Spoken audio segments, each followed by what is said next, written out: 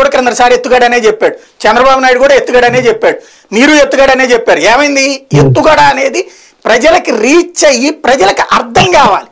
అర్థం అవ్వడం అంటే మీరు ప్రత్యామ్నాయం, ఇదిగో వైసీపీలో కోల్పోయే వాళ్ళకి మేము ప్రత్యామ్నాయం, తెలుగుదేశం జనసేన పొత్తులో కోల్పోయే వాళ్ళకి మేము ప్రత్యామ్నాయం అనే ఫీలింగ్ ని జనానికి ఎక్కడ చెప్తున్నారు మీరు చెప్పండి.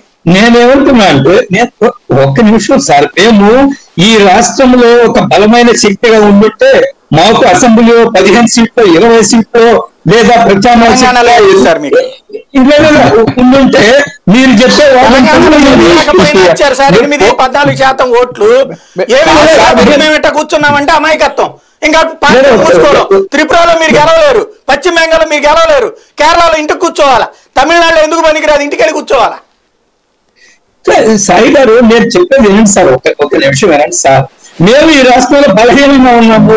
ఈ బలహీనం నుంచి ఒక బలమైన శక్తిగా ఏ విధంగా ఎదగాలా, ఎన్నికల్లో ఏ విధంగా మంచి ఫలితాలు సాధించాల కోసం కొన్ని రాజకీయ ఎత్తుదలు ఉంటాయి. మీకు తెలుసు, జమ్మూ కాశ్మీర్ పీడీపీతోనే కలిసాము మా మీద విమర్శలు వచ్చాయి. ఆ రోజు జమ్మూ కాశ్మీర్ ప్రయోజనాలు చూస్తే పీడీపీ పరిస్థితి వచ్చింది.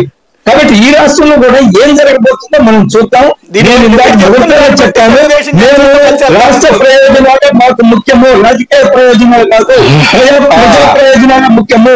ఆ విధంగా నిర్ణయాలు తీసుకుంటాం. రైట్. సుందరరావు శర్మ గారు, మొత్తం మీద మాకు ఇవాళ మా ఆంజనేయ రెడ్డి గారు చాలా నచ్చారు సార్.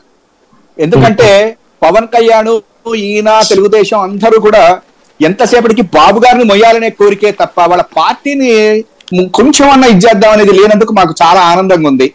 ఎందుకంటే ఏమండి అధికారంలో మీరు ఎప్పటికీ అధికారంలోకి రారు. ఇంకా దానికి మళ్ళీ వదిలేండి. ఇప్పుడు నేను ఒక్క నిమిషం సాయి గారు, ఒక్క నిమిషం చౌదరి గారు, ఇప్పుడే నేను ఇందాక చెప్పాను కదా సార్, పవన్ కళ్యాణ్ గారు ఏమంటాడు అని చెప్పని. ఇందాక సినిమా టీజర్ కి వస్తే ఆ అబ్బాయిని ఎట్లా పొగుడతాడని పవన్ కళ్యాణ్, అదే మన పవన్ కళ్యాణ్ గారు మాట్లాడింది ఏంటంటే, ఇప్పుడు లోకేష్ గారు పాదయాత్ర చేసినందుకు అభినందనలు, నాకు పాదయాత్ర చేసేటువంటి అదృష్టం కలగలేదు, పాదయాత్ర చేస్తేనే జనాలకి దగ్గరగా వెళతాము, ఇదండి ఆయన చెప్పింది. అంటే ఈ హిమ్సెల్ఫ్ యాక్సెప్టెడ్ అనమాట. అంటే నేను మీ అబ్బాయి బాగా చేశాడు అని ఎట్లయితే నేను చెప్పాను కదా, సినిమా టీజర్ కి వచ్చి సినిమా వాళ్ళ అబ్బాయిని ఎట్లయితే ఇది చేస్తారో అది చేసి ఇప్పుడు పక్కన కూర్చున్నాడు. నేను ఇవాళ ఒక్కటి చెప్తున్నా, తెలుగుదేశం పార్టీ ఇంకొకటి ఇక్కడ చెప్పాలండి. పవన్ కళ్యాణ్ గారు కూడా ఇప్పుడు ఇదే మాట్లాడాడు, నెక్స్ట్ టైం జగన్ గారు వస్తే ఈ రాష్ట్రంలో ఎవరు ఉండరు అని. నిన్నటి నుంచి నిన్న మీటింగ్ లో కూడా జగన్ గారు అదే చెప్తున్నారు. వలసలు అంటే ఇవాళ పవన్ కళ్యాణ్ గారు ఎక్కడున్నాడు, బాలకృష్ణ గారు ఎక్కడున్నారు, చంద్రబాబు నాయుడు గారు ఎక్కడున్నాడు, లోకేష్ గారు ఎక్కడున్నారు అని అడుగుతున్నాం. మరి రాష్ట్ర